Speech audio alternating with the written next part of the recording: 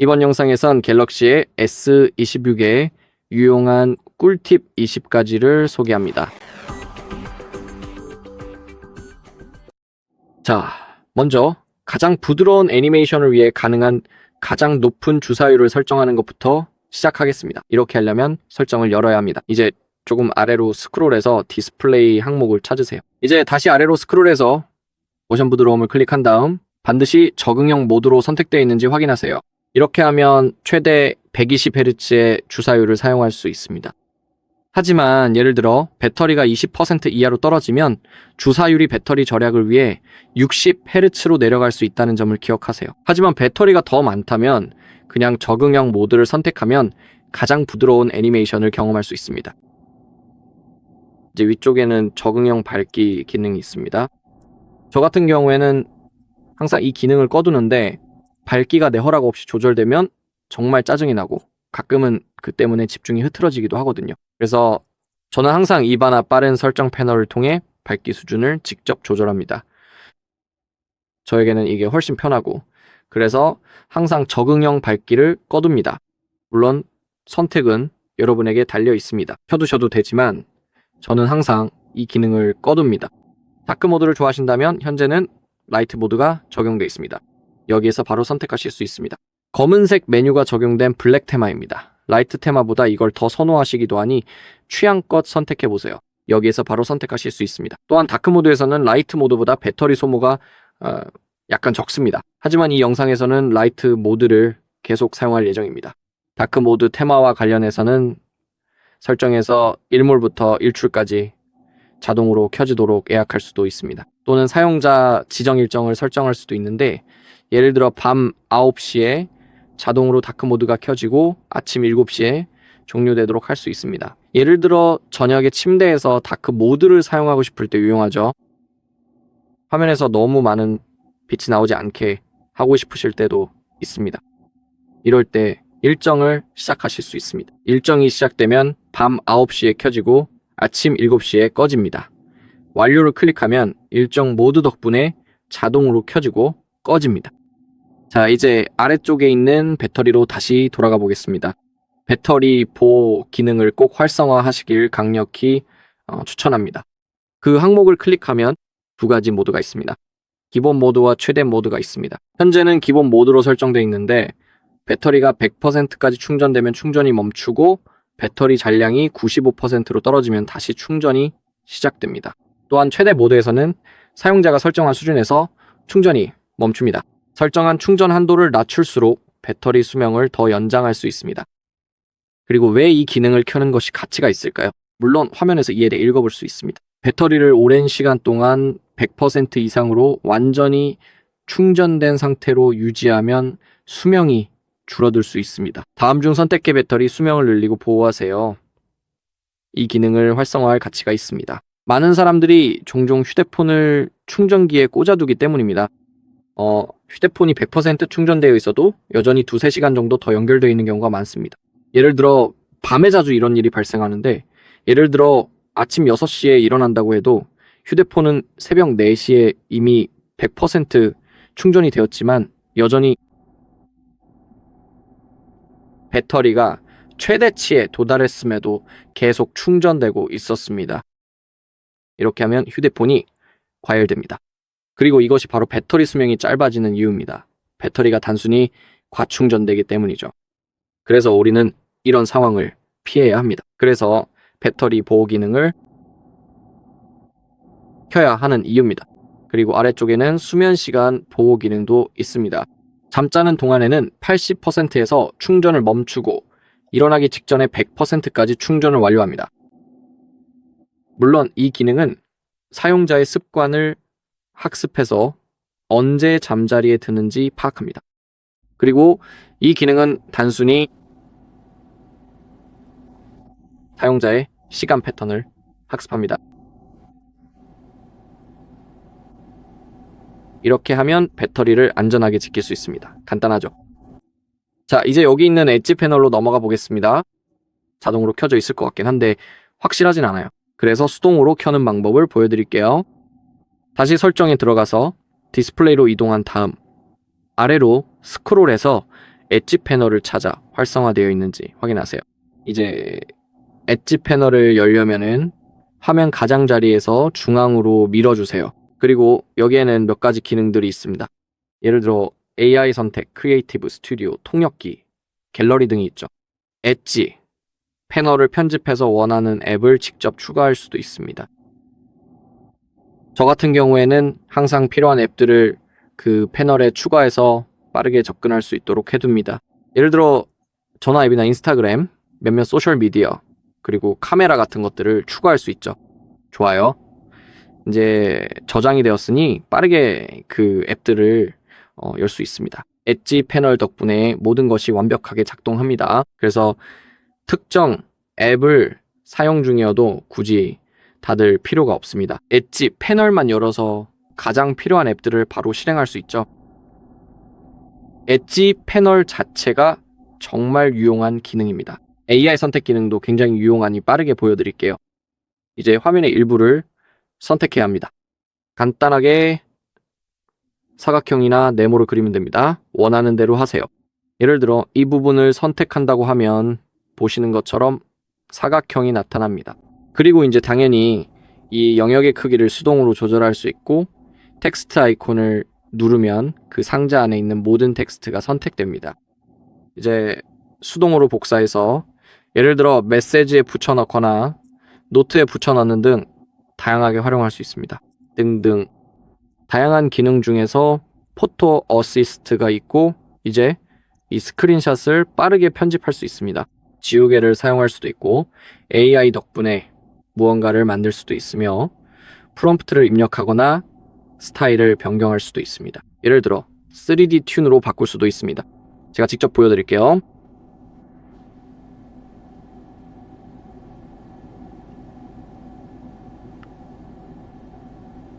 하지만 이번 경우에는 아마 작동하지 않을 것 같다고 생각했는데 실제로는 작동했네요. 홈 화면에 스크린샷이라서 작동하지 않을 거라고 생각했는데 보시다시피 결과가 나왔습니다. 배경이 약간 바뀌었습니다. 물론 사진에 사람이 있거나 아니면 식물, 도시, 자동차, 동물 등이 있을 때 가장 잘 작동합니다. 등등 저장하고 싶으시면 알겠어요? Got it 클릭하세요. 그리고 지금 모든 것이 갤러리에 저장되었습니다. 좋아요. 또한 이 작은 영역을 배경화면으로 설정할 수도 있습니다. 해당 아이콘을 클릭하거나 점 3개를 클릭하면 빠르게 GIF를 만들 수 있습니다. 이 영역을 고정해서 빠르게 접근할 수 있습니다. 이것이 여러분의 홈 화면에 표시되어 빠르게 접근할 수 있습니다. 다운로드하거나 전체 화면으로 열거나 닫을 수도 있습니다. 또한 AI 선택과 유사하게 작동하는 또 다른 편리한 기능이 하나 더 있습니다. 사용하시려면 화면 하단의 홈 버튼을 잠시 동안 길게 꾹 눌러주시기 바랍니다. 그러면 구글 렌즈가 실행됩니다. 영역의 일부를 선택할 수도 있습니다. 하지만 이 기능은 우리가 방금 선택한 영역을 기반으로 정보를 빠르게 검색할 수 있게 해줍니다. 예를 들어보자면 여러분이 사진 속에서 어떤 특정한 제품이나 이름 모를 식물 등 무엇이든 보고 그것에 대해 전혀 아무것도 모르는 상황일 때 이 편리한 기능을 사용해서 해당 아이템을 정확하게 선택하기만 하면 사진 전체나 혹은 직접 선택한 부분의 이미지를 기반으로 하여 인터넷상에서 아주 상세하고 다양한 관련 정보들을 쉽고 빠르게 찾아낼 수 있습니다. 왜냐하면 기본적으로 화면에 이 부분이 구글 검색 사진에 붙여 넣어져서 이제 결과를 볼 수 있기 때문입니다. 정말 간단합니다.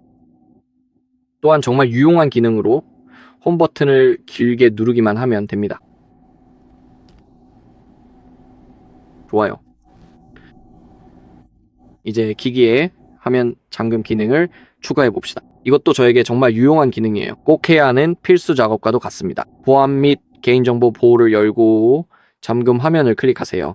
비밀번호, 빈 비밀번호, 패턴 이렇게 3가지 종류가 있습니다.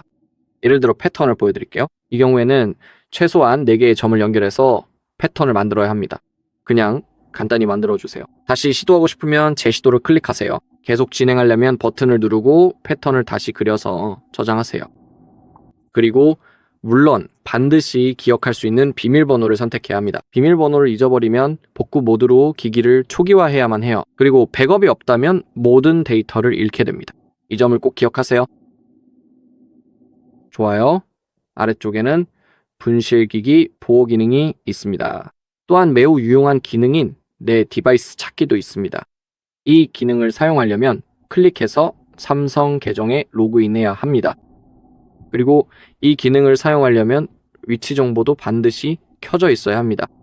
아래쪽에는 이 휴대폰을 찾을 수 있도록 허용하는 기능이 있는데 이 기능도 활성화해야 합니다. 마지막 위치를 전송하도록 설정할 수도 있고 오프라인 상태에서도 휴대폰을 찾을 수 있는 오프라인 찾기 기능도 있습니다. 이 기능은 다른 사람들이 자신의 기기를 찾는데도 도움이 됩니다. 삼성 계정을 클릭하면 여기서 내 휴대폰이 어디에 있는지 확인할 수 있습니다. 삼성 파인드를 클릭하고 계속을 누른 다음 다시 한번 계속을 누르세요. 그리고 누군가 내 위치를 떠날 때 알림을 받을 수 있습니다.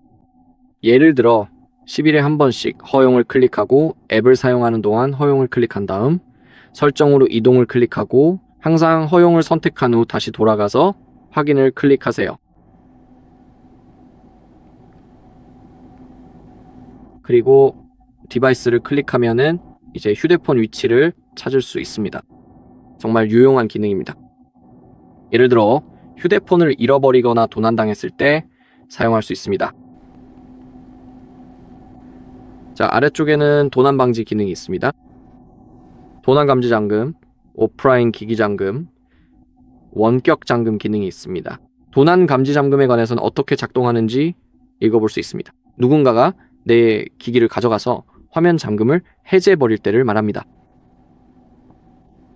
아래쪽에 꽤 유용한 기능이 있습니다.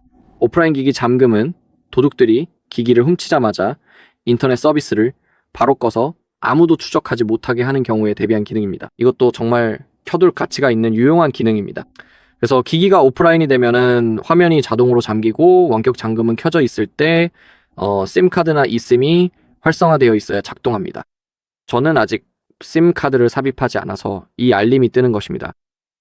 어떤 기기에서든 작동하는 방법은 안드로이드 컴로키에 접속해서 기기 전화번호를 입력하면 화면이 잠깁니다. 로그인이나 구글 계정이 필요하지 않습니다. 그러니까 해야 할 일은 해당 페이지에 접속해서 전화번호를 입력하면 화면이 자동으로 잠긴다는 것입니다. 이런 기능들이 켜둘 가치가 있는 것들입니다. 또한 보안 기능에 관해서는 앱 보안과 앱 보호 기능도 켜두는 것이 좋습니다. 완료.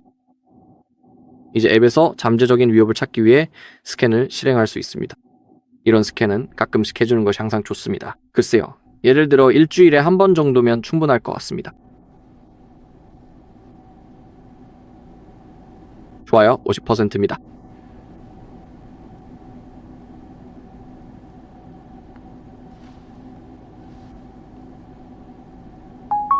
좋아요. 보시다시피 위협이 감지되지 않았습니다.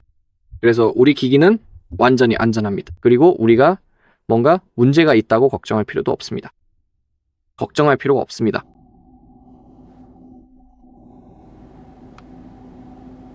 뭔가 잘못됐을까봐 두려워할 필요도 없습니다. 모든 것이 괜찮으니까요. 좋아요. 이제 여기서 뒤로 가봅시다. 그리고 이제 사진을 하나 빨리 찍어볼게요. 제 폰에 사진이 없는 것 같아서 AI 지우개를 보여드리고 싶거든요. 그래서 이 로고들을 사진으로 찍어보겠습니다. 좋아요. 이제 사진을 열고 별 아이콘을 눌러봅시다. 이게 바로 우리 AI입니다. AI 지우개 기능입니다. 이동 기능도 있는데 원하는 부분을 탭하거나 그려 선택하세요. 생성 기능도 제공됩니다. 편집 내용을 입력해 특정 영역에 적용 가능합니다. 그리고 앞서 말씀드린 것처럼 스타일도 변경할 수 있습니다. 하지만 저는 지우개 기능을 보여드리고 싶어요. 이제 제거하고 싶은 항목을 선택해야 합니다. 그리고 이제 지우기 버튼을 클릭하세요.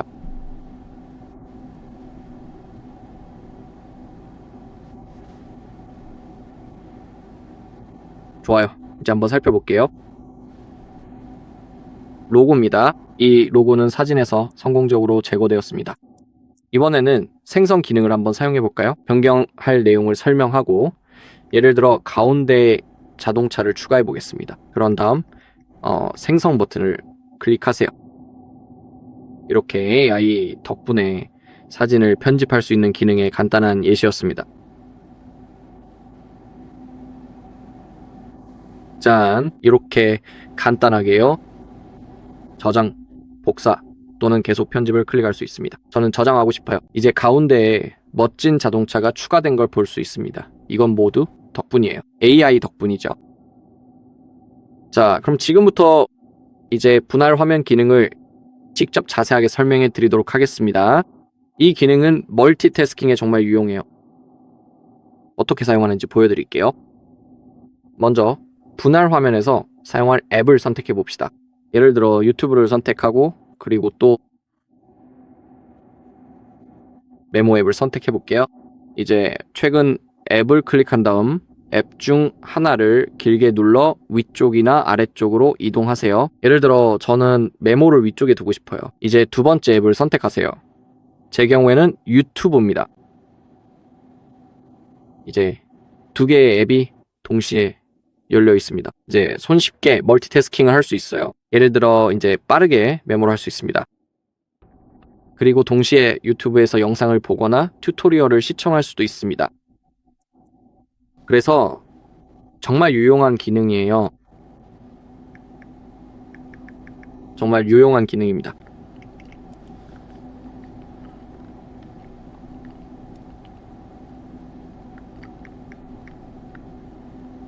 각 앱이 완전히 반응형이라는 것을 볼 수 있습니다. 이 모드에서는 세 번째 앱도 추가할 수 있지만 분할 화면에는 표시되지 않습니다. 그 앱은 플로팅 윈도우로 나타나게 되는데 이에 대해서는 잠시 후에 더 설명드릴게요.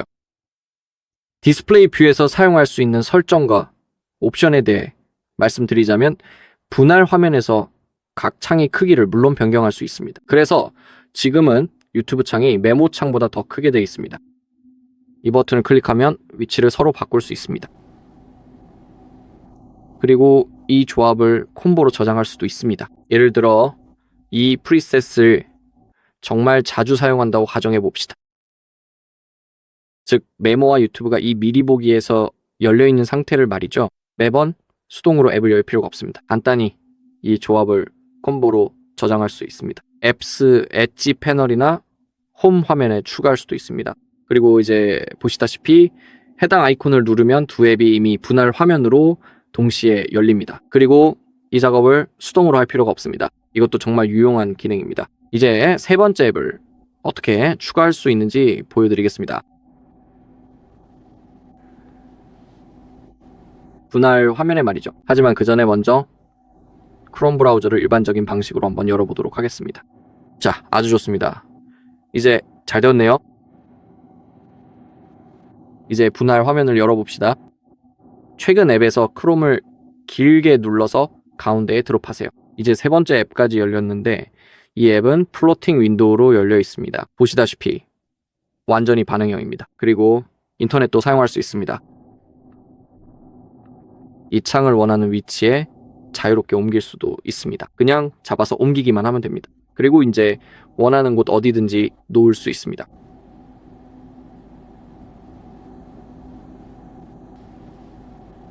최소화도 할 수 있습니다. 발을 클릭한 다음 이 아이콘을 누르면 예를 들어 이렇게 화면 가장자리에 둘 수도 있습니다.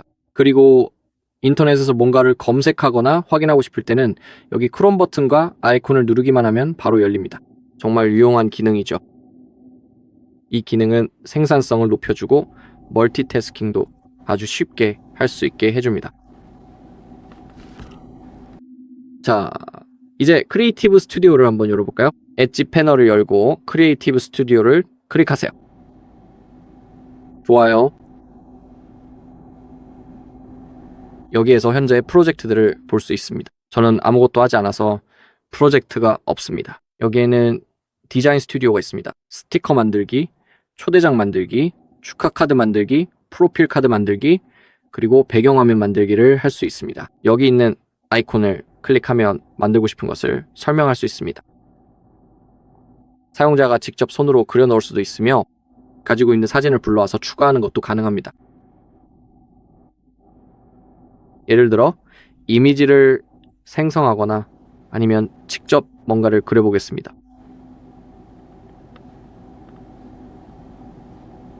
제가 한번 이번에는 귀여운 고양이를 한번 그려보도록 할게요. 아마도 잘 될 것 같아요. 완료를 클릭하세요. 그리고 생성하기를 클릭하면 완료될 것입니다.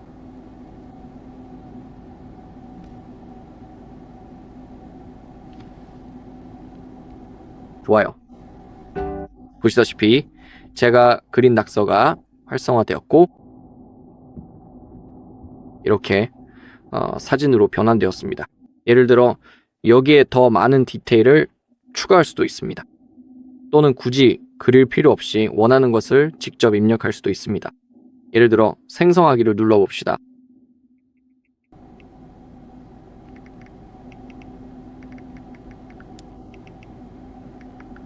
벤치에 앉아 있는 고양이, 보시는 것처럼 이런 식으로 하면 됩니다. 이게 아주 좋은 하나의 예시가 될 수 있습니다.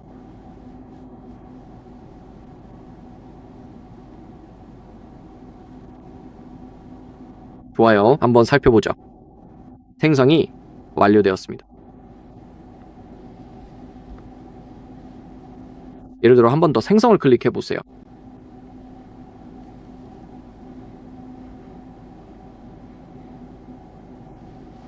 이와 같은 방식으로 매우 간편하게 AI 스튜디오를 사용할 수 있으실 것입니다. 이제 스티커를 만들어 볼까요?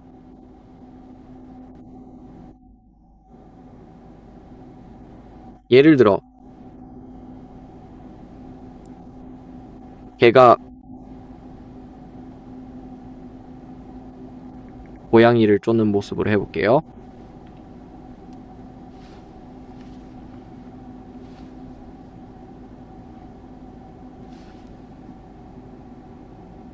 좋아요. 이게 우리의 새로운 스티커입니다. 스티커 세트를 생성한 다음 생성 버튼을 누를 수도 있습니다.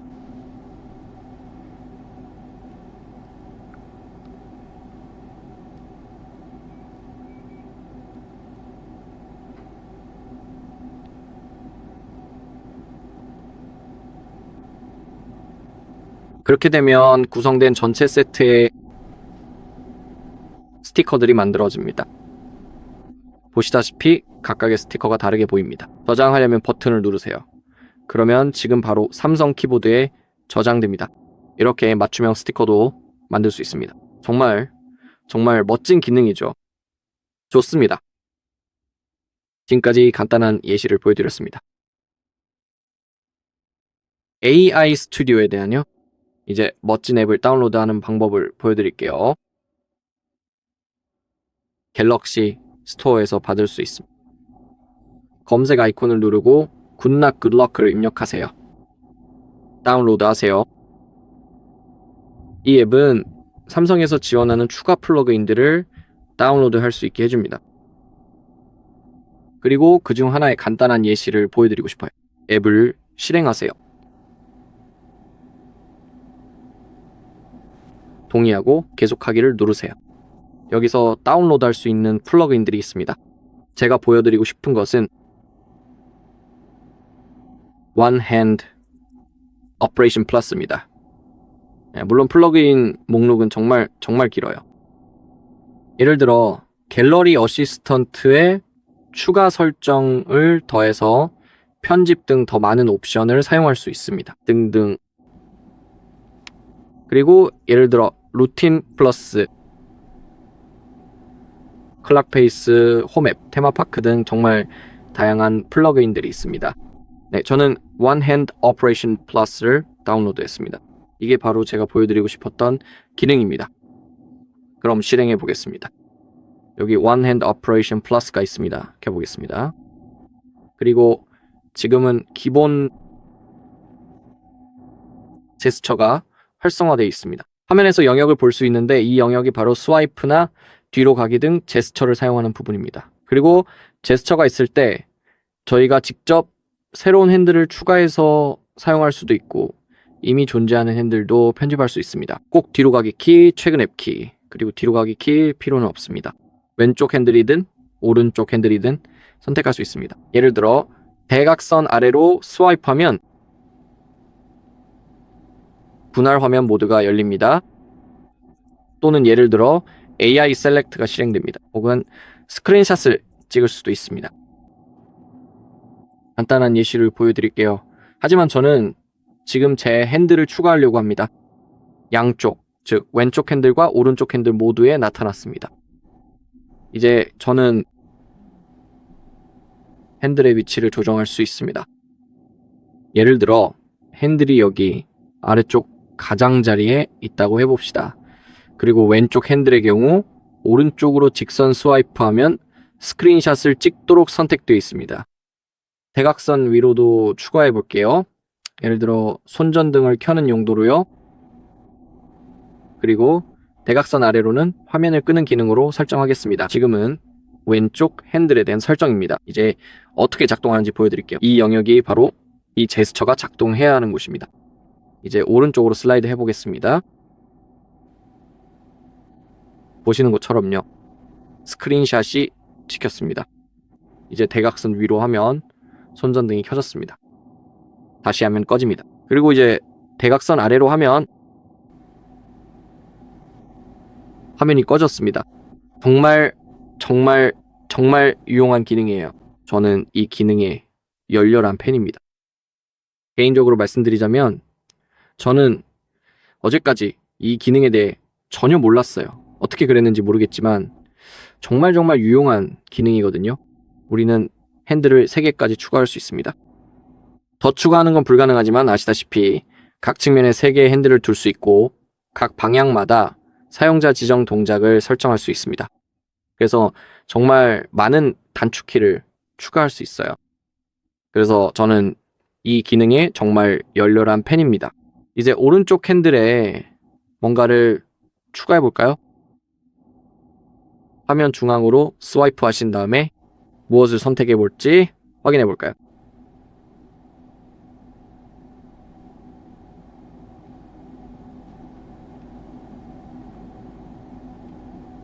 한 손 조작 모드로 해보죠. 죄송합니다. 이건 제가 말씀드리려던 게 아니고요. 한 손 조작 모드요. 대각선 위로는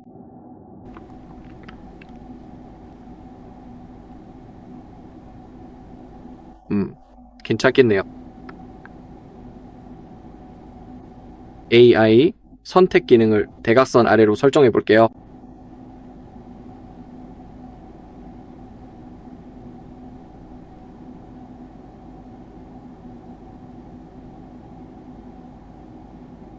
앱을 실행하도록 하겠습니다. 이제 어떤 앱을 실행할지 골라볼게요. 저는 인스타그램을 선택하겠습니다. 자, 이제 어떻게 작동하는지 한번 해볼게요. 왼쪽으로 바로 스와이프하면 지금 한 손 조작 모드에 들어왔습니다.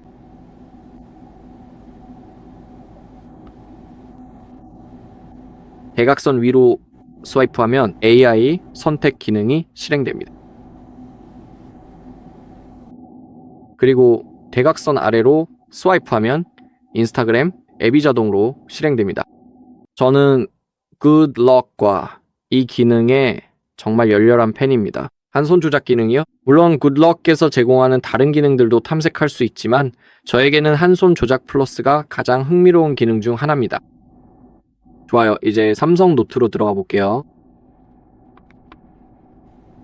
여기서 몇 가지 AI 기능을 보여드리고 싶거든요. 새 노트를 만들어 봅시다.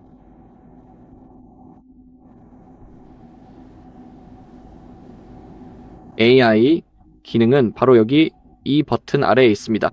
더보기를 클릭하면 좋아요. 그리고 자동 서식 같은 기능도 있습니다. 텍스트 요약, 맞춤법 및 문법 검사도 할 수 있습니다. 텍스트 번역도 가능합니다. 그리고 여기서 크리에이티브 스튜디오도 열 수 있습니다. 하지만 현재 텍스트가 아무것도 없습니다. 그래서 한번 생성해보죠. AI를 사용해서 말이죠. 이제 제미나이를 사용해 보려고 합니다. 빅스바이도 있습니다. 하지만 현재 제 사이드 키에는 제미니가 선택되어 있습니다.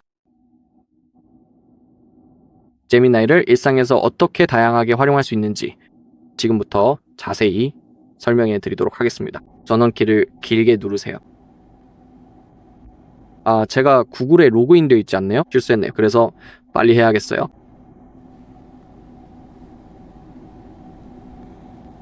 잠시만 기다려주세요. 바로 로그인 할게요. 네, 로그인했습니다. 제미니를 실행하려면 전원키를 길게 눌러야 합니다. 직접 요청을 입력할 수도 있습니다. 무엇을 얻고 싶으신가요? 또는 음성 명령을 사용할 수도 있습니다. 텍스트를 한번 생성해 보겠습니다. 그래서 AI를 보여드릴 수 있을 거예요. 예를 들어 제가 생성하고 싶은 게 있다고 해봅시다. 예를 들어 어떤 기사 같은 거요.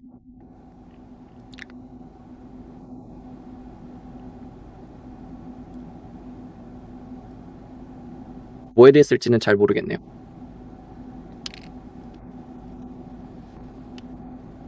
미국 우주 프로그램에 대해서요. 이건 예시일 뿐이고 정보를 직접 검색해야 할 수도 있습니다. 제가 제미니에게 원하는 것을 말하면 답을 받을 수 있습니다. 그럼 직접 보여드릴게요. 전원키를 길게 누르신 다음 미국 우주 프로그램에 대한 기사를 생성해주라고 자연스럽게 말씀하시면 됩니다. 미국 우주 프로그램 무한한 우주로 그리고 다시 돌아오는 여정. 미국 우주 프로그램의 이야기는 대담한 도전, 과학적 돌파구, 그리고 우리 우주에 대한 지식을 끊임없이 추구하는 이야기입니다. 겸손한 시작부터 야심찬 미래까지 이 프로그램은 네, 지금 화면에서 보시는 것처럼요. 또한 음성만으로도 가능합니다. 이제 보여드릴게요. AI입니다. 모두 복사하고 싶어요. 아니 그렇게 말고요. 전체 선택. 그리고 이제 복사입니다. 좋아요. 이제 노트에 붙여넣어 볼게요. 이제 AI도 활용할 수 있습니다. 그걸 클릭하세요. 자동 서식 기능이 있습니다. 그걸로 시작해 봅시다. 헤더와 글머리표도 추가할 수 있습니다. 회의록 기능도 사용할 수 있어요. 상단에 있는 헤더 부분을 클릭해 보겠습니다. 이제 정상적으로 선택이 완료됐습니다. 그리고 우리는 여기서 바로 텍스트 레이아웃을 생성할 수 있습니다. 네, 이렇게 보일 거예요. 왼쪽을 스크롤하면 원본이 있습니다. 그리고 여기에는 AI가 변경한 내용이 있습니다. AI가요.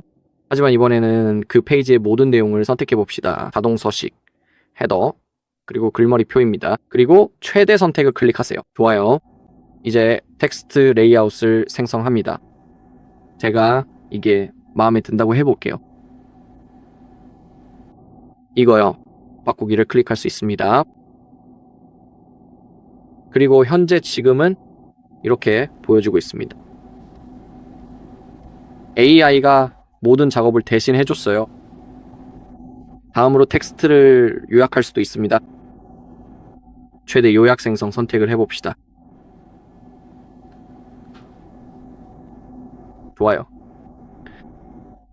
이렇게 보일 거예요. 관심이 있다면 번역도 할 수 있습니다. 그냥 클릭만 하면 됩니다. 대상 언어를 선택해야 하는데 먼저 이 목록에서 다운로드 해야 합니다. 이게 지원되는 모든 언어 목록입니다. 이게 제가 원했던 거예요. 네, 저는 요약을 원했어요. 요약 생성, 요약하기. 아니. 요약 최대 생성 선택하고 바꿔봅시다.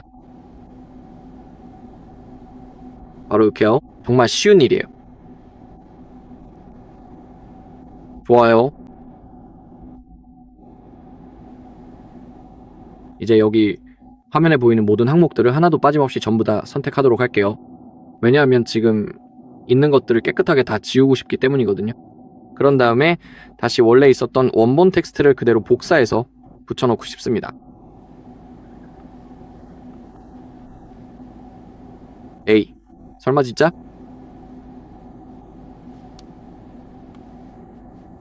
사실은 알고 보니까 저희가 그걸 가지고 있었네요.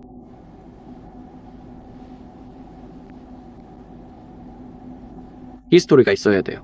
네, 우리 재미나 있으니까 쉽게 복사할 수 있어요. 다시요.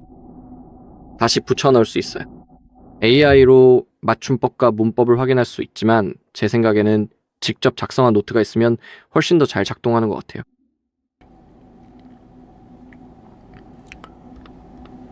직접 작성한 노트가 있다면요. 왜냐면 이 텍스트의 경우에는 수정 사항이 3개 정도만 표시될 것 같거든요. 전체 텍스트가요. 네, 이건 전부 AI가 생성한 거예요. 그리고 AI는 보통 맞춤법이나 문법에서 실수를 하지 않아요. 하지만 원한다면 이 기능을 사용해서 손글씨로 쓴 노트를 확인하고 실수를 수정하려면 버튼을 누르면 이제 모든 게 괜찮아져요. 텍스트를 번역할 수도 있어요. 제가 말했던 것처럼 번역 생성 버튼을 클릭하면 돼요. 지금은 폴란드어만 있어서 그 예시를 보여드릴게요. 좋아요. 한번 살펴보죠. 모든 내용이 성공적으로 폴란드어로 번역됐어요. 복사하거나 기존 내용을 대체하거나 노트 끝에서 두 번째 새 페이지나 새로운 노트에 추가할 수 있어요. 좋아요. 그리고 이게 설정에서 여러분께 보여드리고 싶었던 전부예요.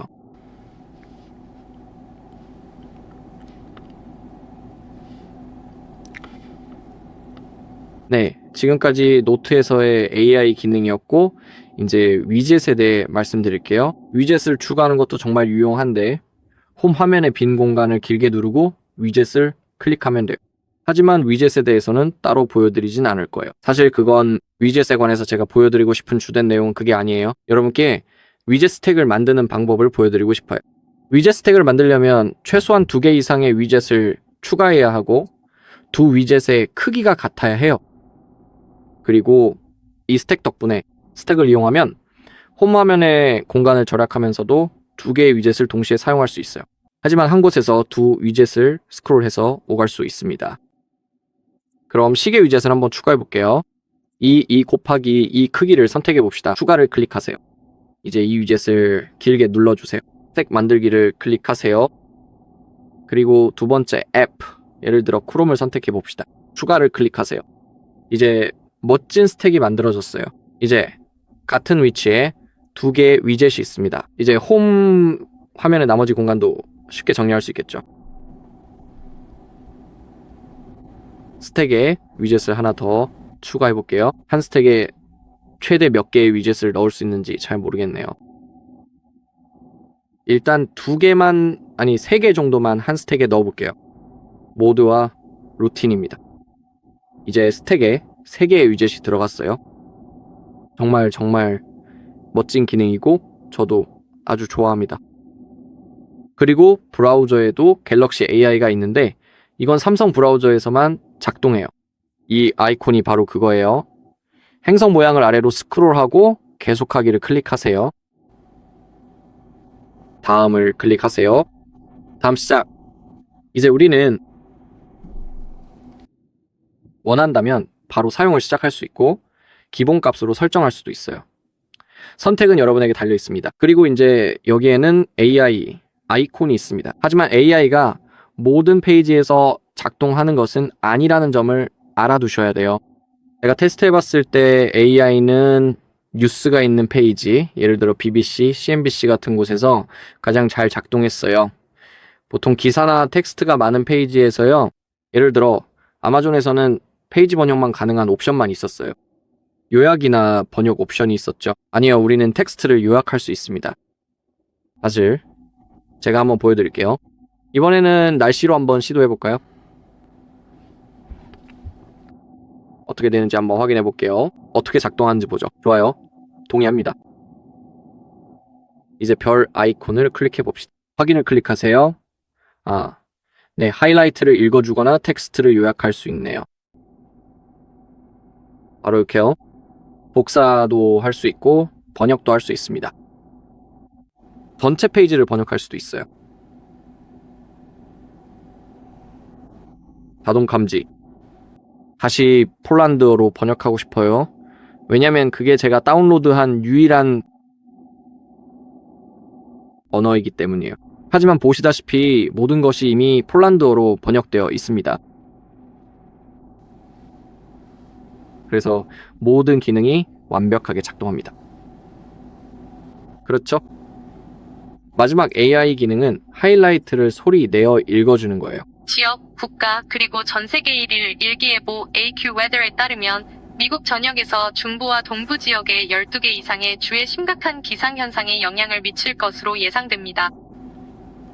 한편 남서부 일부 지역은 여름과 같은 더위에 대비하고 있으며 기온이 화씨 100도를 넘길 것으로 예측되고 있습니다. 전 세계 기상 소식으로는 하와이의 코나 폭풍이 홍수를 일으켰습니다. 이 기능이 이렇게 작동하는 거예요. 제가 틀리지 않았다면 이 텍스트도 번역할 수 있습니다. 아니요, 그건 아니네요. 하지만 재생할 수도 있고 또한 변경할 수도 있습니다. 미국 전역에서요. 그리고 속도도 변경할 수 있습니다. 미국 전역에 악천후가 예상됩니다. 중동부 12개 이상의 주에 심각한 기상현상이 영향을 주겠습니다. 네, 그리고 말씀드린 것처럼 브라우저의 AI 기능은 공식 삼성 브라우저에서만 작동합니다. 예를 들어 크롬에서는 작동하지 않습니다. 좋아요. 이제 또 다른 AI 어시스턴트를 보여드릴게요. 제가 앞서 제미나이를 보여드렸으니 이제 빅스바이로 가보겠습니다. 네, 빅스바이도 전원 버튼에 설정할 수 있습니다. 그러니까 우리는 전원 버튼으로 실행할 수 있습니다. 하지만 기본값은 제미나이로 되어 있어서 빠르게 변경해야 합니다. 설정에 들어가서 사이드 버튼을 검색한 다음 길게 누르기 옵션을 클릭해서 빅스바이로 변경하세요. 또한 빅스바이를 처음 켜는 경우에는 실행을 위한 음성 명령어를 녹음해야 할 수도 있습니다. 그리고 사실 전원 버튼을 계속 누르고 있을 필요는 없습니다. 명령어를 녹음해 두었다면 그냥 하이 빅스비라고 말하면 됩니다.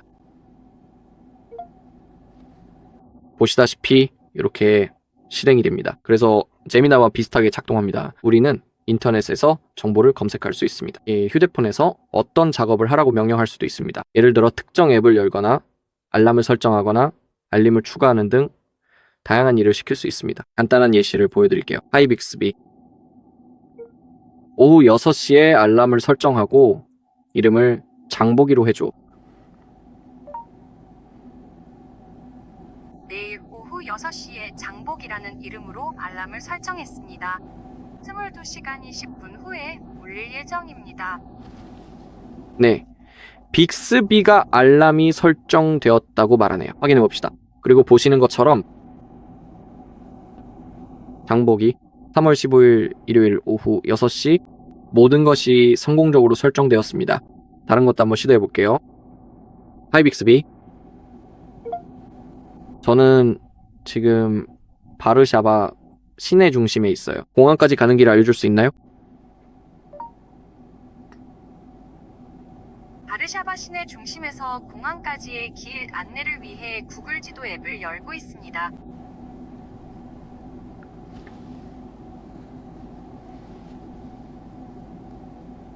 그리고 지금 보시면 결과가 나왔습니다. 이렇게 빅스비의 간단한 예시를 보여드렸어요. 다른 것도 한번 시도해 볼까요? 뭘 해볼지 고민되네. 좋습니다.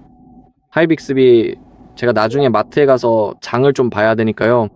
잊지 않도록 미리 알림을 하나만 추가해 줄래요? 헬스장에도 가야 하고 책도 읽어야 해. 책.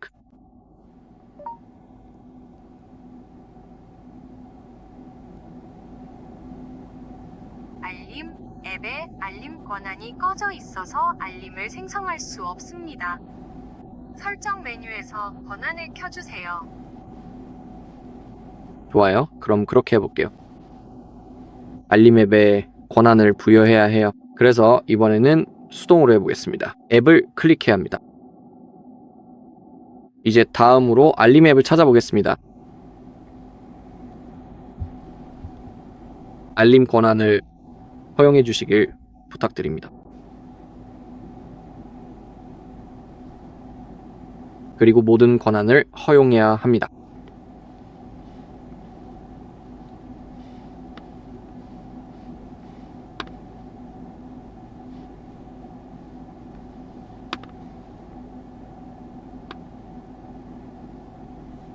좋아요. 이제 잘 될 것 같아요. 하이, 빅스비.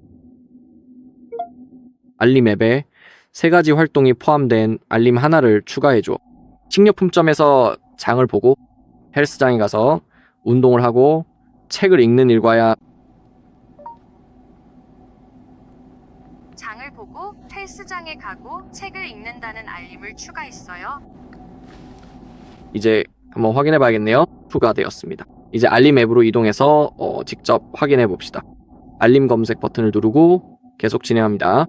비록 간단한 튜토리얼 과정이긴 하지만 보시는 것처럼 성공적으로 잘 추가된 것을 확인할 수 있습니다. 물론 필요에 따라서 시간 정보도 함께 추가하는 것이 가능합니다. 이 알림에 대해요. 시간 편집을 클릭해야 합니다. 그리고 날짜를 변경하거나 시간을 추가한 다음 저장을 누를 수 있습니다. 이것들이 바로 빅스바이의 간단한 예시들입니다. 좋아요. 마지막으로 한 가지만 더 해볼게요. 안녕, 빅스비. 손전등을 다시 켜줘. 안녕, 빅스비.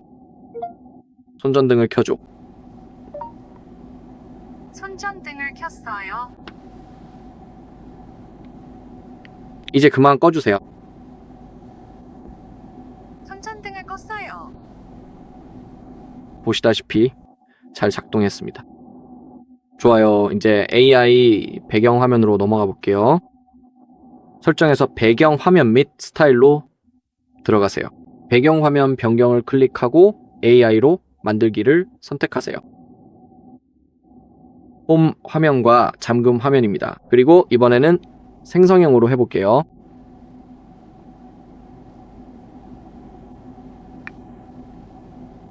좋아요. 뭔가 새로운 걸 만들어 볼까요? 상상력을 발휘해서요.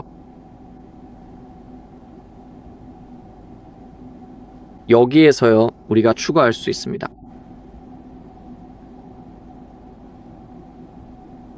이 3가지를 조정할 수 있어요. 그럼 초현실적인 걸 만들어 봅시다. 다수정으로 만들어진 등대요.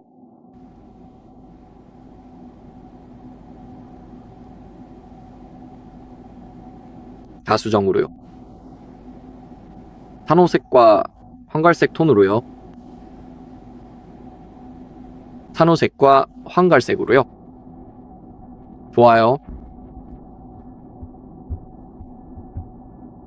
이제 한번 살펴볼게요. 성공적으로 생성되었습니다. 생성된 사진이 몇 장 있습니다. 이 중에서 이걸 선택해 볼게요. 설정하기를 클릭하세요. 잠금 화면과 홈 화면 모두 편집할 수 있습니다. 다음을 클릭하세요. 이제 완료를 클릭하세요. 이제 새로 만든 AI 생성 맞춤 배경 화면이 홈 화면과 잠금 화면에 추가되었습니다.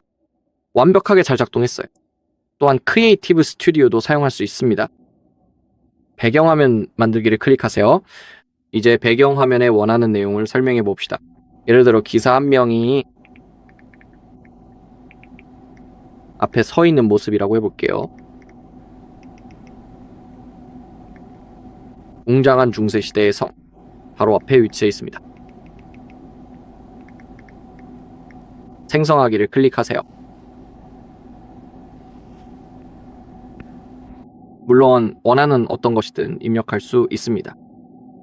좋습니다. 이제 모든 요청하신 생성이 성공적으로 완료되었습니다. 저장하려면 완료를 클릭하고 배경화면을 적용하려면 완료를 다시 클릭하세요.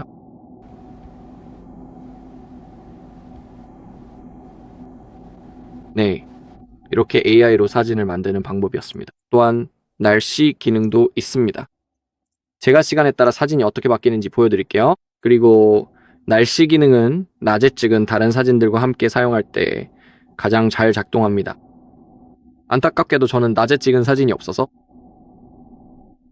이 기능을 직접 보여드릴 수는 없어요. 하지만 여러분이 사진이 있다면 밖에 나가서 사진을 찍고 이 기능이 어떻게 작동하는지 직접 확인해 볼 수 있습니다.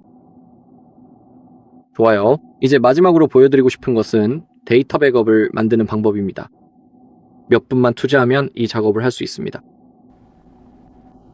계정 및 백업 메뉴로 들어가면 삼성 클라우드 백업, 구글 드라이브 백업, 그리고 외부 저장소에 백업을 만들 수도 있습니다. 먼저 삼성 클라우드부터 시작해 보겠습니다. 백업을 클릭하세요.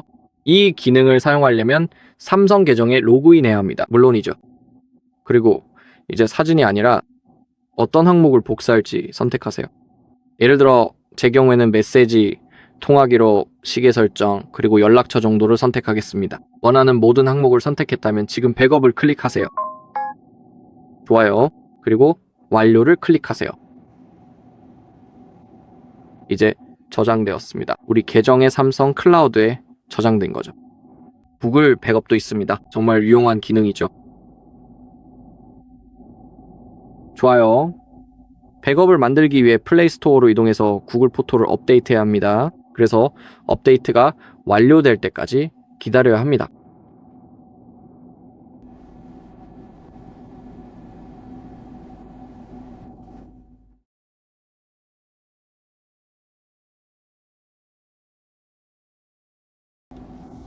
좋아요. 이제 작동할 거예요. 네. 아래쪽에는 백업 세부 정보가 있고 사진과 동영상 그리고 기타 기기 데이터가 반드시 켜져 있어야 한다는 점이 정말 중요합니다. 만약 꺼져 있다면 해당 항목을 클릭해서 백업을 활성화하세요. 다른 기기 데이터도 마찬가지입니다. 그리고 어떤 구글 계정에 백업을 생성하고 있는지 반드시 확인해야 합니다. 제 경우에는 이 계정입니다. 그리고 나중에 백업을 다시 시작하고 싶다면 반드시 동일한 구글 계정으로 로그인해야 합니다. 이제 백업을 생성하려면 이 큰 초록색 버튼을 누르세요. 백업, 이제 화면 잠금을 해제해서 확인해야 하고 그러면 전체 과정이 시작됩니다. 그러니 계속 기다려 봅시다.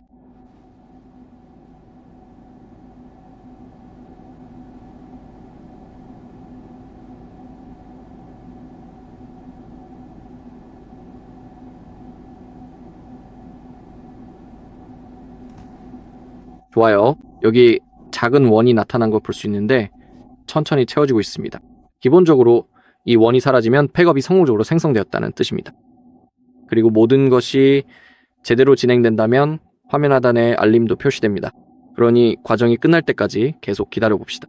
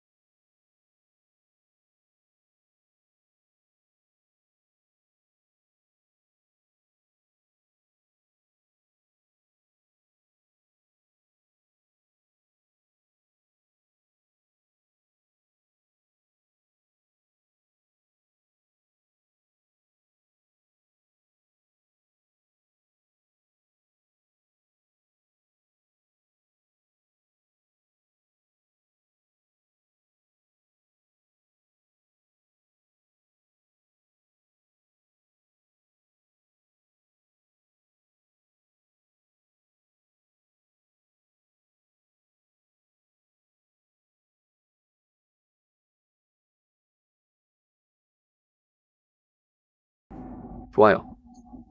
그리고 데이터가 백업되었다고 표시된다면 모든 것이 성공적으로 완료된 것입니다. 이제 우리의 백업은 구글 드라이브에 저장되었습니다. 앞서 말씀드렸던 것처럼 외부 저장소 전송 기능도 있습니다. 더보기를 클릭하고 계속 동의, 허용을 차례로 눌러주세요. 이제 SD카드를 삽입하거나 USB 저장 장치를 연결해야 합니다. 잠시만 기다려주세요. USB를 가져올게요. 좋아요. SD카드용 어댑터를 가지고 왔어요. 여기 안에 있습니다. 이제 USB-C 포트에 삽입하려고 합니다. 이제 화면에 표시되어야 합니다. 네, 여기 있네요. 이제 제 경우에는 USB 저장소에 백업하기를 클릭해야 합니다. 그리고 모든 것을 복사할 수 있습니다. 얼마나 시간이 걸릴지 확인할 수 있습니다. 약 8분 정도 걸립니다. 통화, 연락처, 메시지만 복사할 수도 있습니다. 또는 사용자 지정 카스텀을 클릭한 다음 넥스트를 누르면 백업할 항목을 직접 선택할 수 있습니다. 예를 들어 통화, 연락처, 메시지만 원한다고 해봅시다. 그러면 그냥 클릭하면 됩니다. 사실은요. 좋아요. 통화 메시지, 그리고 홈 화면 설정도 포함할 수 있겠네요. 그리고 제 이미지도요. 좋아요. 약 1분 정도 걸릴 거예요. 이제 백업을 클릭하세요. 확인을 클릭하면은 이제 전체 과정이 시작됩니다. 이제 기다려야 합니다.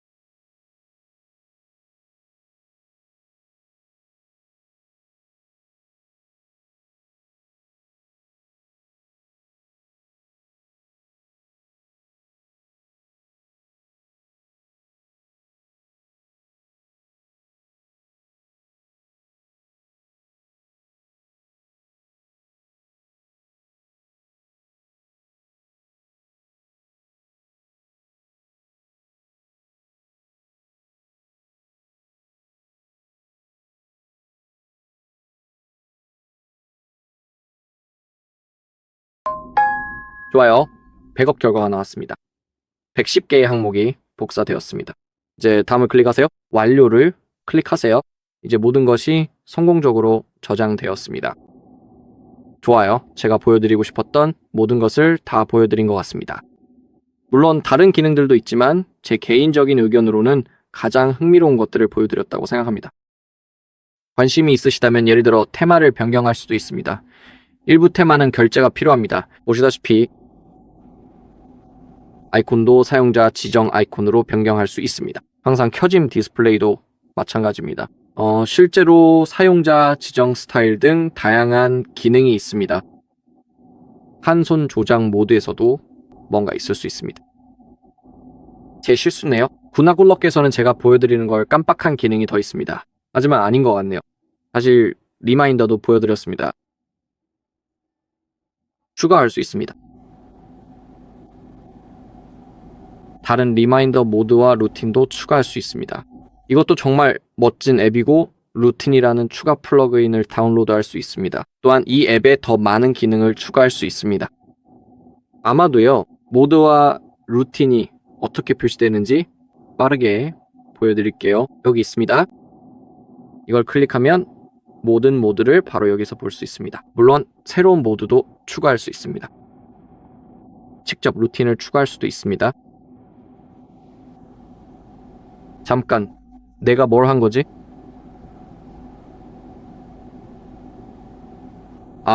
여기에 추가했네요. 좋아요. 새로운 장소나 새로운 루틴을 추가할 수 있고 이 루틴을 무엇이 트리거할지 설정할 수 있습니다. 그 다음에 어떤 일이 일어날지 선택할 수 있습니다. 예를 들어 만약에 와이파이가 켜져 있다면 그 다음에는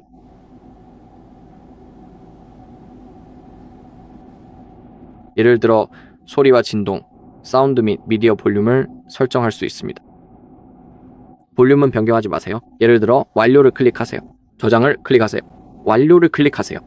그리고 이제 이 루틴이 있을 때는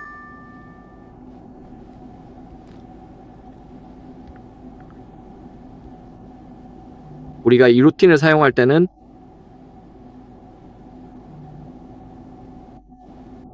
볼륨이 변경되지 않을 거예요.